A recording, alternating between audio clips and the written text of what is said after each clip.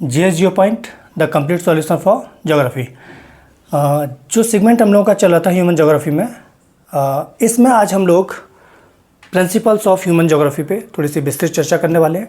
अभी तक हम लोगों ने प्रिंसिपल्स ऑफ ज्योग्राफी में जो सीखा वो ये कि प्रिंसिपल्स, बल्कि केवल ह्यूमन ज्योग्राफी का नहीं, किसी भी सब्जेक्ट के जो प्रिंसिपल्स होते हैं वो एक टूल की तरह होते हैं उस विषय की विषय वस्तु को ठीक से समझने के लिए। तो ह्यूमन ज्योग्राफी के प्रिंसिपल्स की जब हम लोग बात करें तो इसका मतलब ये है कि हम उन टूल्स की बात कर रहे हैं, उन उपकरणों की बात कर रहे हैं या उन कंसेप्ट्स की बात कर रहे हैं जो उस विषय की विषय वस्तु से हमें कनेक्ट करती है। हम लोगों ने प्रीवियस क्लास में इम्पॉर्टेंट कुछ प्रिंसिपल्स देखे थे, like as principle of spatial distribution, principle of human environment interaction, principle of possibilism, principle of determinism, principle of new determinism, principle of cultural landscape, principle of regional differentiation, principle of inter relationship, principle of mobility and change, principle of economic activity. इन principles का हम लोगों ने कल देखा था कि ये कुछ इंपॉर्टेंट प्रिंसिपल्स हैं हमारे ह्यूमन ज्योग्राफी में काम आने वाले। आज हम एक एक प्रिंसिपल को, एक एक सिद्धांत को थोड़ा सा समझते हैं कि बेसिकली वो सिद्धांत हमारी किस तरह से मदद करता है ह्यूमंस को एनवायरनमेंट के साथ जोड़ने के लिए।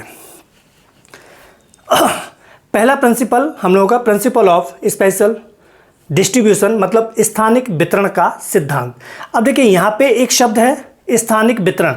स्थानिक वितरण में एक हम लोगों को थोड़ा सा रीजनल पॉइंट ऑफ व्यू से समझना होगा। स्थानिक वितरण मतलब पर्टिकुलर कोई वस्तु किस क्षेत्र में किस तरीके से विस्तृत है, इसको ध्यान में रखते हुए ह्यूमन को एनवायरनमेंट से या ज्योग्राफी से जोड़ने का प्रयास किया जाता है। कोर आइडिया इसका क्या है? कोर आइडिया है everything on earth has a specific location and pattern of distribution. ठीक है, ये इसका कोर आइडिया है। Everything on earth has a specific location and pattern of distribution, मतलब कोई भी वस्तु या कोई भी, जब हम लोग यहाँ पे वस्तु की बात करें तो हम लोग पॉपुलेशन, रिसोर्स, मतलब ज्योग्राफिकल फिनोमेना की बात कर लेते हैं। पॉपुलेशन, रिसोर्सेज, इंडस्ट्री, क्लाइमेट, मतलब यहाँ पे अगर हमें सरल भाषा में समझना तो हम लोग ये कह सकते हैं कि पर्टिकुलर, जैसे सपोज कोई यूरेनियम की कहीं पे यूरेनियम का खनन हो रहा है या कहीं कोयले का खनन है या कोई इंडस्ट्रियल रीजन डेवलप हुआ है, तो यहाँ पे हर जगह वो एक जैसी परिस्थिति नहीं हो सकती। जैसे सपोज मैं अगर पर्टिकुलर कोई बात करूं कि इस एरिया में जैसे वर्किंगहम, या फिर अगर हम इंडिया के स्तर पे बात करें कि झारखंड में या रानीगंज में हजारीबाग के पठार के आसपास जो माइनिंग हो रहा है, क्या ये माइनिंग हर जगह संभव है? नहीं संभव है, क्योंकि वो उस जगह के लिए एक यूनिक है।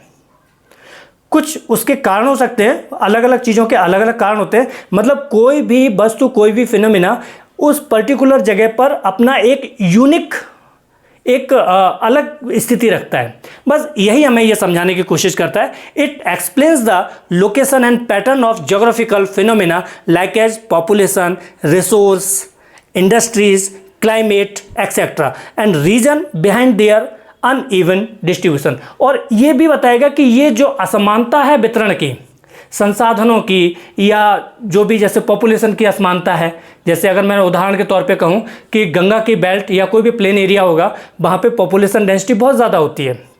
डेजर्ट एरिया में पॉपुलेशन डेंसिटी कम होगा। तो ये डेजर्ट एरिया अपने आप में एक यूनिक है, और जो प्लेन एरिया है वो अपने आप में एक यूनिक टेरिटरी है।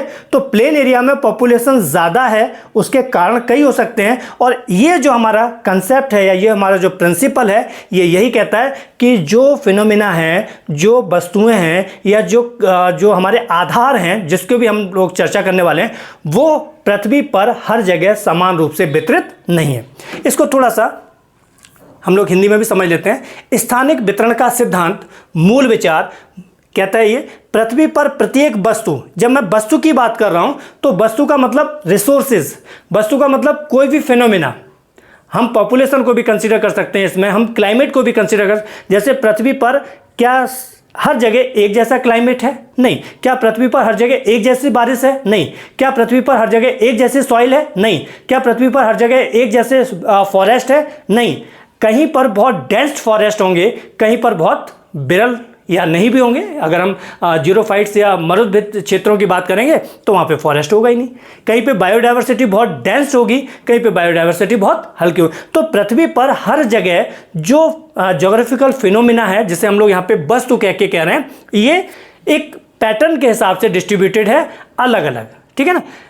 यह भौगोलिक घटनाओं जैसे जनसंख्या, संसाधन, उद्योग, जलवायु आदि के स्थान और वितरण पैटर्न तथा उनके असमान वितरण के कारणों की व्याख्या करता है। मतलब ये वाला जो हमारा कंसेप्ट है या हमारा प्रिंसिपल है, ये हमें क्या बताता है कि पृथ्वी पर जो वस्तुएं हैं वो हर जगह असमान रूप से वितरित है। ये असमान रूप से वितरित क्यों है, इसको समझने के लिए हमें इस कंसेप्ट की या इस प्रिंसिपल की जरूरत पड़ती है। अब इस प्रिंसिपल का ये पर्टिकुलर किसी एक सज्जन का या किसी एक थिंकर का ये प्रिंसिपल नहीं है, ये कई लोगों की जो वर्क है, ज्योग्राफिकल वर्क है, उनका परिणाम है। तो कुछ इंपॉर्टेंट थिंकर्स या ज्योग्राफिस्ट हैं जिनका सम्मिलित रूप से ये वाला जो प्रिंसिपल ऑफ स्पेशल डिस्ट्रीब्यूशन, तो इसके लिए अगर आपसे कभी परीक्षा में पूछा जाता है या आप जब डिस्क्रिप्टिव आप लिखेंगे तो ये 2-3 नाम है, Friedrich Ratzel, Alfred Hettner, Richard हार्टस्टोन।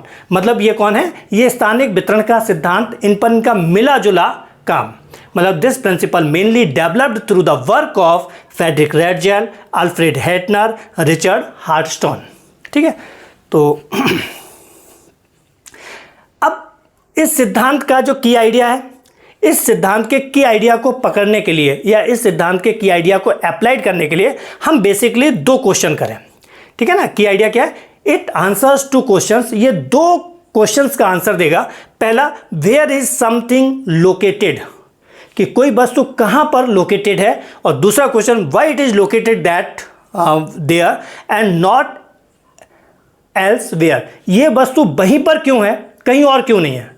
Suppose अगर हम लोग बात करें हिमालय कहां पर लोकेटेड है ये भी बताएगा, और हिमालय यहीं पर क्यों है तो आपको बताना पड़ेगा कि एक तिब्बत की प्लेट थी और जो हमारे प्रायद्वीपीय भारत की है, जो गोंडवाना लैंड से टूटी थी इंडो ऑस्ट्रेलियन प्लेट से, उनके बीच में एक अभिसरण हुआ और ये जो अवनति थी, ये अवनति पर्वत के रूप में, एक फोल्डेड माउंटेन के रूप में डेवलप हो गया। तो कुल मिला के 2 question, where is something located, कोई वस्तु कहां पर स्थित है, यह वहां पर क्यों स्थित है, कहीं और क्यों नहीं है ना। जैसे अपन कोयले के क्षेत्र की बात करें या फिर हम लोग किसी इंडस्ट्रियल एरिया की बात करें, सपोज कोई इंडस्ट्रियल एरिया है, मान लीजिए सीतापुरा एक इंडस्ट्रियल एरिया, तो सीतापुरा इंडस्ट्रियल एरिया कहाँ पर है और ये यहीं पर क्यों है, कहीं और क्यों नहीं है।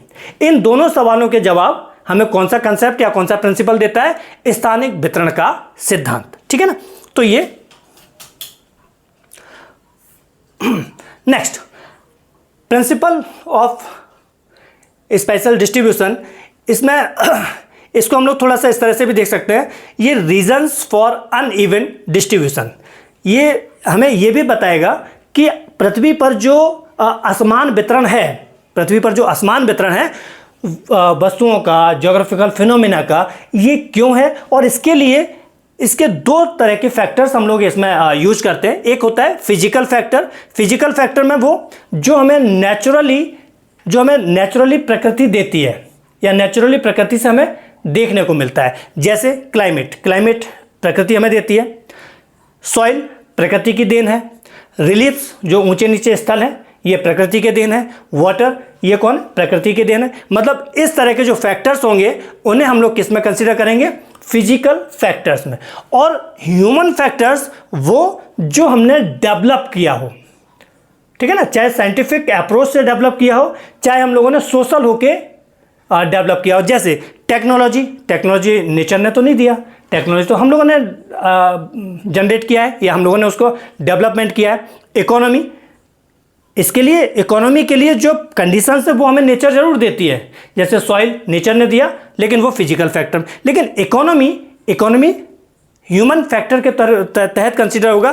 कल्चर मतलब ट्रांजैक्शन, एक ह्यूमन का आपस में जो ट्रांजैक्शन है उसकी वजह से कल्चर, ट्रांसपोर्टेशन, इस तरह के जितने भी फैक्टर्स होंगे जो ह्यूमन की खुद की खोज है या खुद ह्यूमन का खुद का इंट्रैक्शन है, उन्हें हम लोग ह्यूमन फैक्टर्स के तौर पे कंसीडर करते हैं, और जो प्रकृति ने हमें दे रखा है उनको हम लोग फिजिकल फैक्टर्स के तौर पे कंसीडर। इन सब का पर्पज अल्टीमेटली वही है कि पृथ्वी पर कोई वस्तुएं जो हैं या ज्योग्राफिकल फिनोमिना है जिनका अनइवन डिस्ट्रीब्यूशन है, असमान वितरण है, क्यों है, कौन सी वस्तु कहां पर है और वो वस्तु वहीं पर क्यों है। अब किसी भी प्रिंसिपल को हम लोग पढ़ें तो उस प्रिंसिपल में कुछ अपने मेरिट्स होती हैं, डिमेरिट्स होती हैं, उसके कुछ इंपॉर्टेंस होती है, तो इसको भी आपको एक पैराग्राफ में लिखना होगा। सपोज मैं उदाहरण के तौर पे ये ले लेता हूँ, importance of principal of spatial distribution. ये क्या करता है, क्षेत्रीय योजना में सहायक। अब कैसे है क्षेत्रीय योजना में सहायक, हेल्प्स इन रीजनल प्लानिंग। मतलब देखिए, जैसे मैं एक उदाहरण ले लेता हूँ राजस्थान का ही, या इंडिया का उदाहरण ले लेता हूँ।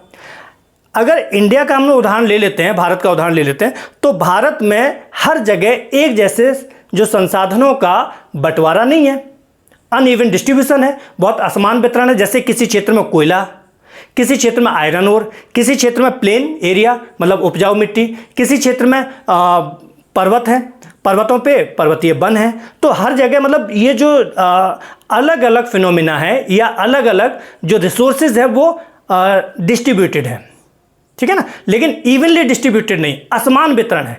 अब अगर मान लीजिए एक एडमिनिस्ट्रेशन के पॉइंट ऑफ व्यू से कोई प्लानिंग करनी है डेवलपमेंट की, तो मैं एक जगह के रिसोर्स को दूसरी जगह के रिसोर्स पर किस तरीके से हम लोगों को डिपेंडेंसी बढ़ानी है, घटानी है, क्या करना है, इस तरह की जितनी भी प्लानिंग होंगी उसके लिए हमें ये जो कंसेप्ट होता है स्थानिक वितरण वाला, ये कंसेप्ट हमें मदद करता है, ठीक है ना। तो पहली चीज क्या, it helps in regional planning, ये क्षेत्रीय योजनाओं में सहायक होती हैं।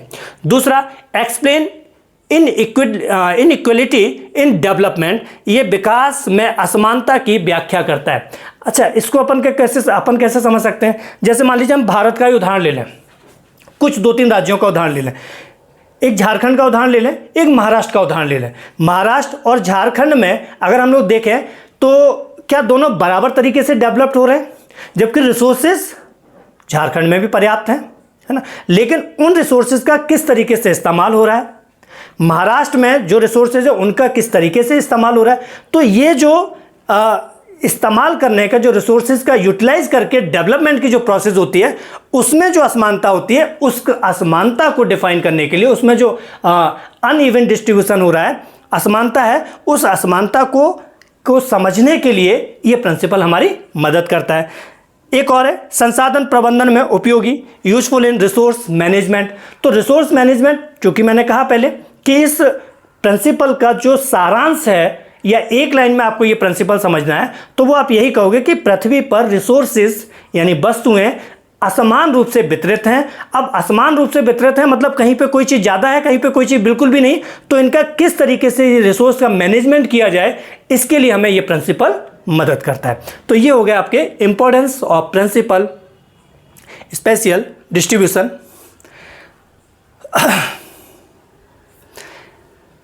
ये हमारा पहला प्रिंसिपल था, ठीक है। अब हम लोग दूसरा एक प्रिंसिपल की बात करते हैं ह्यूमन ज्योग्राफी के लिए, principle of human environment interaction, मानव पर्यावरण अंतःक्रिया का सिद्धांत। ये दूसरा सिद्धांत है या दूसरा प्रिंसिपल है। अब इसको हमें क्या समझना है, इसे बड़ा सिंपल तरीके से समझें, दो पार्टी के तौर पे, एक पार्टी आपकी ह्यूमन बीइंग है, एक्टिव ह्यूमन, सक्रिय मानव, और दूसरा हमारा एनवायरनमेंट या हम लोग कह सकते हैं पृथ्वी। दूसरा जो एलिमेंट है वो कौन सा है, अर्थ, पृथ्वी, एनवायरनमेंट, नियति, कुछ भी आप इसको नाम दे सकते हैं। इनके बीच का जो आपसी समन्वय है या आपसी तालमेल है, वो हमें इस प्रिंसिपल के तहत देखने को मिलता है। अब ये प्रिंसिपल भी किसी एक व्यक्ति का दिया हुआ नहीं है, इसके लिए भी बहुत सारे लोगों का कंट्रीब्यूशन है। मेनली किसका कंट्रीब्यूशन है, Friedrich Ratzel, Paul Vidal de Lablache, Griffith Taylor, ठीक है ना। ग्रिफिथ टेलर, ये नाम आपको थोड़े से ध्यान रखने पड़ेंगे। एक्चुअली क्या है कि अभी मैं जैसे ही ये कंप्लीट होगा पहला यूनिट, मैं पहले यूनिट से जो भी क्वेश्चन, लॉन्ग क्वेश्चन बन सकते हैं, उन क्वेश्चन की फॉर्मेटिंग भी कराऊंगा।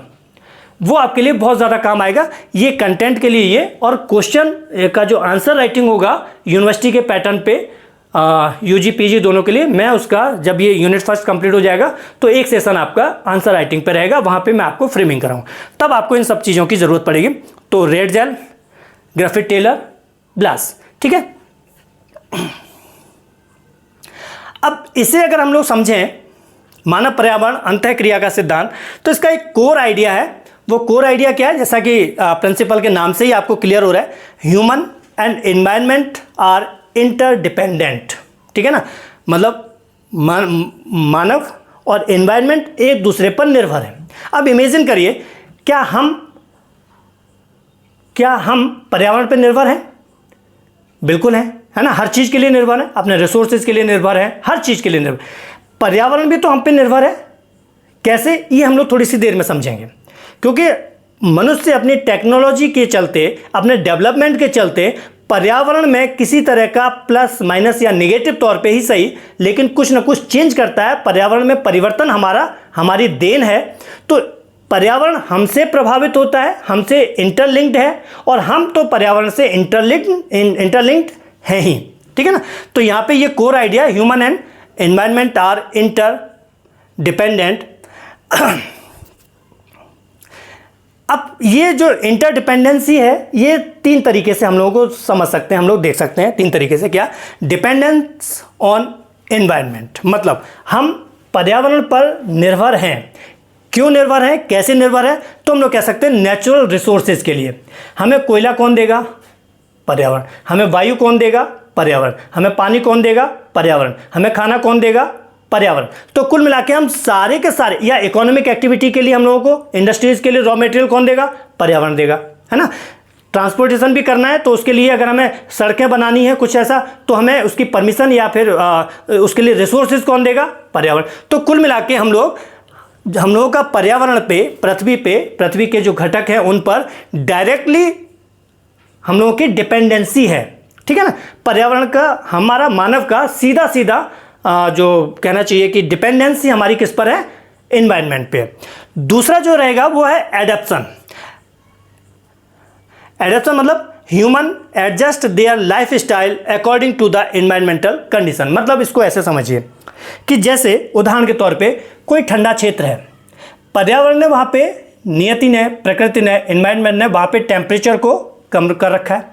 जब पर्यावरण ने टेम्परेचर कम कर रखा है तो हम उस टेम्परेचर में रहने के लिए अपने आप को सर्वाइवल कर लें, अपने आप को अडॉप्ट कर लें, या फिर हम कपड़े वगैरह पहन के कुछ इस तरीके से, यही तो हमारे पास विकल्प होगा कि हम गर्म कपड़े पहन के हम उस टेम्परेचर को मैनेज करें, उस टेम्परेचर में अपने आप को मैनेज कर सकते हैं। तो जो सेकंड आपका पॉइंट रहेगा वो यही रहेगा कि human adjust their lifestyle according to the environmental condition. मतलब मानव पर्यावरणीय परिस्थितियों के अनुसार अपने आप को ढाल लेता है। ठीक है ना, एडप्शन। तीसरा क्या है? मॉडिफिकेशन। मॉडिफिकेशन मतलब human activities changes the environment using the technology. मतलब दूसरा, ये तीसरा जो पॉइंट है वो मॉडिफिकेशन का मतलब कि हम पर्यावरण की दी हुई चुनौतियों को बदल दें या मॉडिफाई कर दें। कैसे? Due to the technology. मतलब किसकी सहायता से? टेक्नोलॉजी की सहायता से। जैसे मैं एक उदाहरण दे दूं, अगर हम लोग एग्जाम्पल के तौर पे डेजर्ट एरिया ले लें, जो जैसे राजस्थान का वेस्टर्न पार्ट अपन ले लेते हैं, वो प्रकृति ने कैसा दिया है? डेजर्ट। लेकिन उस डेजर्ट में कमी पानी की थी, ह्यूमिडिटी की थी। हम लोगों ने टेक्नोलॉजी की सहायता से, विज्ञान की सहायता से, अपने पुरुषार्थ से, मानव ने अपनी मेहनत से, अपनी अकल से कैनाल बना दिया, नहर बना दिया। अब वहाँ पे जो पानी की कमी थी उसको पूरा कर दिया। यानी पर्यावरण की दी हुई चुनौतियों को हमने क्या किया? हमने उसको मॉडिफाई कर दिया, है ना, बहुत सारे तरीकों से, है ना। जैसे उदाहरण के तौर पे हम लोग यहाँ पे ले लेते हैं, जैसे डैम, रोड्स, सिटी, डिफॉरेस्टेशन। मतलब पर्यावरण ने हमें फॉरेस्ट दिए, हमने मॉडिफाई कर दिया, हमने उनकी लकड़ियों को लेके फर्नीचर बना लिए। तो डिफॉरेस्टेशन, जो बनों को हमने काट लिया, वनोन्मूलन कर लिया। ठीक है ना। हम लोगों ने सिटीज़ बसा दिए। जैसे अगर आप किसी भी पर्टिकुलर शहर का उदाहरण ले लीजिए, जयपुर का ही ले लीजिए। आज से अगर 40, 50, 60 साल पहले देखेंगे तो जयपुर कितना एक सीमित एरिया में था, अब उसका एक्सटेंशन कितना हो चुका है। तो आसपास के वन जो भी थे वो सब धीरे धीरे करके उसको काट दिया, है ना। ये भी एक मॉडिफिकेशन है। डैम्स, पर्यावरण ने, प्रकृति ने नदी को एक उन्मुक्त मार्ग दिया था। हमने क्या किया? हमने अपनी ज़रूरतों के लिए उस पानी को कुछ समय के लिए रोककर एक डैम बना दिया। तो हमने पर्यावरण में यहाँ भी मॉडिफिकेशन कर दिया, है ना, पर्यावरण में तब्दीली कर दी। मतलब मानव, अब जरा इस चीज़ को वापस से समझिए, मानव पर्यावरण अंतःक्रिया का जो सिद्धांत है उसका कोर आइडिया क्या है कि मानव और पर्यावरण एक दूसरे से इंटरकनेक्टेड है, इंटरडिपेंडेंट है। मानव पर्यावरण पर निर्भर है और पर्यावरण हम पर निर्भर है। ठीक है ना। किस तरीके से निर्भर है? 3 तरीके से। पहला क्या होगा? डिपेंडेंस ऑन एनवायरनमेंट, मतलब मनुष्य सीधा सीधा पर्यावरण पर निर्भर है। कैसे? आप कहोगे नेचुरल रिसोर्सेज के लिए, मतलब मनुष्य को इकोनॉमिक एक्टिविटी करनी हो, मनुष्य को खाद्यान्न उपजाना हो, मनुष्य को खाने पीने का कुछ चाहिए, उसके लिए सीधा सीधा पर्यावरण पर निर्भर है। दूसरा क्या है? एडेप्टेशन। एडेप्टेशन का मतलब हो गया कि चीज़ों को अपना लेना, मतलब हम उस जो परिस्थिति हैं उनके अनुसार अपने आप को ढाल लें। जैसे human adjust their lifestyle according to the environmental condition. जैसे मान लीजिए कहीं पे बहुत ज़्यादा गर्मी पड़ती है तो हम ढीले कपड़े पहनना शुरू कर दें, लाइट कलर के कपड़े पहनना शुरू कर दें। कहीं पे बहुत ज़्यादा सर्दी पड़ती है, हमने मोटे कपड़े पहनना शुरू कर दिया। कहीं पे बहुत ज़्यादा ह्यूमिडिटी है, जैसे साउथ इंडिया में बहुत ज़्यादा ह्यूमिडिटी है, तो हमने वहाँ पे लुंगी जैसे जो परिधान है, वस्त्र हैं, उनको पहनना शुरू कर दिया। मतलब मनुष्य ने परिस्थितियों के अनुसार अपने आप को ढालना प्रारंभ कर दिया। ये तो दूसरा स्टेप हो जाएगा। तीसरा स्टेप क्या होगा? पर्यावरण का मॉडिफिकेशन कर दिया। जो नेचुरल चीज़ें हैं उनका मॉडिफिकेशन कर दिया। नेचुरल नदी पर डैम बना दिया, मॉडिफिकेशन कर दिया। नेचुरल ज़मीन पे हमने इंफ्रास्ट्रक्चर्स खड़े कर दिए, हमने मॉडिफिकेशन कर दिया। नेचुरल जो वन है हमने उनको काट डाला, डिफॉरेस्टेशन हो गया, मॉडिफिकेशन हो गया। तो पर्यावरण भी तो हमारे ऊपर निर्भर है ना, है ना। पॉल्यूशन बढ़ रहा है, पॉल्यूशन की वजह से क्या होगा? पर्यावरण में जो चेंजेज आएंगे तो हमसे पर्यावरण को भी प्रभाव पड़ता है और पर्यावरण पर तो हम पूरी तरह से निर्भर हैं। तो ये कोर आइडिया है इस प्रिंसिपल का, principal of human environment interaction. अब ये ह्यूमन एनवायरनमेंट इंटरेक्शन का अब एक बार हिंदी में भी समझ लेते हैं, क्योंकि दोनों मीडियम के विद्यार्थी इसका लाभ ले सकें। मूल विचार इसका क्या है? मनुष्य और पर्यावरण परस्पर निर्भर है, मतलब मनुष्य पर्यावरण पर और पर्यावरण मनुष्य पर निर्भर है। पर्यावरण पर निर्भरता, मनुष्य प्राकृतिक संसाधनों पर निर्भर है, जैसा मैंने बताया कि प्राकृतिक संसाधनों पर हम लोग डायरेक्टली डिपेंडेंट हैं। दूसरा अनुकूलन, मनुष्य पर्यावरणीय परिस्थितियों के अनुसार अपनी जीवन शैली में बदलाव लाते हैं। जैसे मैं फिर से वापस से उदाहरण दे देता हूँ। गर्म क्षेत्र होंगे, हम ढीले कपड़े पहनना शुरू कर दें। ठंडे क्षेत्र होंगे, हमने गर्म कपड़े पहनना शुरू कर दिया। आर्द्र क्षेत्र होंगे, वहाँ के हिसाब से हम लोगों ने कपड़े पहनना शुरू कर दिया, है ना। खान पान से लेके हर चीज़ में हम लोग पर्यावरण, जैसे आप लोग थोड़ा सा एक उदाहरण के तौर पे कि आप लोग कहते हैं गर्मियाँ बहुत ज़्यादा हैं तो इस समय थोड़ा सा कम खाना चाहिए, है ना। बरसात होती है कुछ ऐसा तो आप लोग कहते हैं नहीं इस समय तला भुना नहीं खाना चाहिए या थोड़ा सा स्ट्रीट फूड्स को अवॉइड करना चाहिए। मतलब क्या है कि उस समय परिस्थिति, पर्यावरण की परिस्थिति जो है उनके अनुसार आप अपना लाइफ स्टाइल चेंज कर लेते हैं, ऐसा करते हैं ना। तो बस ये आपका अनुकूलन हो जाएगा। तीसरा परिवर्तन मतलब मॉडिफिकेशन, मानव गतिविधियों जैसे टेक्नोलॉजी, प्रौद्योगिकी का उपयोग करके पर्यावरण को बदलता रहता है। उदाहरण के तौर पे बांध बनाना, सड़कें बनाना, सड़कों का निर्माण करना, वनों की कटाई इत्यादि, ये सब मॉडिफिकेशन मनुष्य पर्यावरण के साथ करता है। इंपॉर्टेंस क्या है इसका? देखिए, हर एक सिद्धांत में आपको उसका कोर आइडिया लिखना है।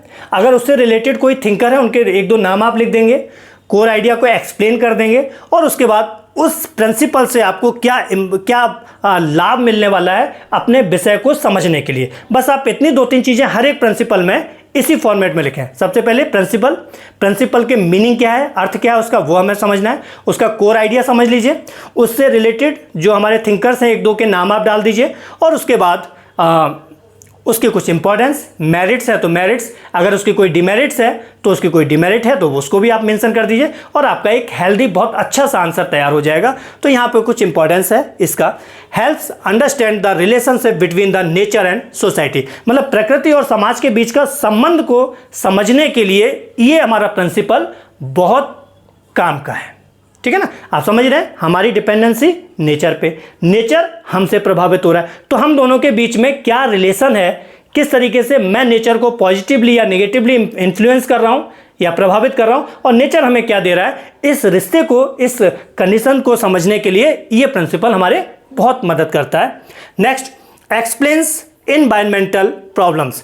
जितने भी environmental problems like as pollution, like as global warming, like as ozone जो डिप्लेशन वगैरह, इस तरह के जितने भी इन्वायरमेंटल प्रॉब्लम्स हैं, बरसात कम होना, बरसात ज़्यादा होना, ये सारी, कभी कभी बाढ़ आना, कभी कभी बहुत ज़्यादा सूखा सा पड़ जाना, तो ये जो सारी की सारी चीज़ें हैं, इस तरह के इन्वायरमेंटल इश्यूज़, पर्यावरणीय मुद्दे, पर्यावरणीय समस्याएं, इन सबको समझने के लिए ये प्रिंसिपल हमारी बड़ी मदद करता है। Third one is the useful in sustainable development planning. Sustainable development का मतलब क्या होता है? सस्टेनेबल डेवलपमेंट का मतलब होता है कि हम आज डेवलपमेंट करें लेकिन कल को ध्यान में रखते हुए। मतलब आज हम डेवलपमेंट करें, डेवलपमेंट के लिए हमें कुछ रॉ मटेरियल्स चाहिए, लेकिन हम उन रॉ मटेरियल्स का जो उन रॉ मटेरियल्स के लिए हम लोग निर्भर किस पे हैं? प्रकृति पे। तो प्रकृति का हम इतना दोहन न करें कि आने वाली पीढ़ी के लिए हम प्रकृति का संतुलन बिगाड़ बैठें। जैसे वनों की अगर हम कटाई करते हैं लकड़ियों के लिए, तो हमें वन लगाने भी चाहिए, हमें वृक्ष लगाने भी चाहिए, है ना। तो कुल मिला के ये कि हमारा सस्टेनेबल डेवलपमेंट का अर्थ अगर एक लाइन में वापस से मैं समझा देता हूँ, सस्टेनेबल डेवलपमेंट होता है हमें आज भी डेवलपमेंट करना है लेकिन कल को ध्यान में रखते हुए। बस आप इस लाइन को ध्यान में रखेंगे तो इसके लिए प्रकृति से हमें उतना ही लेना चाहिए जितने की हमें आवश्यकता है, या जितने में प्रकृति का संतुलन ना बिगड़े। ये होता है सस्टेनेबल डेवलपमेंट। तो सस्टेनेबल डेवलपमेंट को समझने के लिए, सतत विकास को समझने के लिए यह प्रिंसिपल बहुत मदद करता है। तो ये आज हम लोगों ने दो प्रिंसिपल, मेजर प्रिंसिपल देखे। नेक्स्ट वीडियो में हम लोग डिटर्मिनिज्म, पॉसिबिलिज्म, न्यू डिटर्मिनिज्म एक साथ देखेंगे। मैंने आपसे बताया था कि डिटर्मिनिज्म, पॉसिबिलिज्म और न्यू डिटर्मिनिज्म ये तीनों एक साथ समझेंगे तो हमारे दिमाग पे एक अच्छे से छप जाएगा। ठीक है, तो आज के लिए हम लोग बस इतना ही रखते हैं। मिलते हैं नेक्स्ट वीडियो में। धन्यवाद।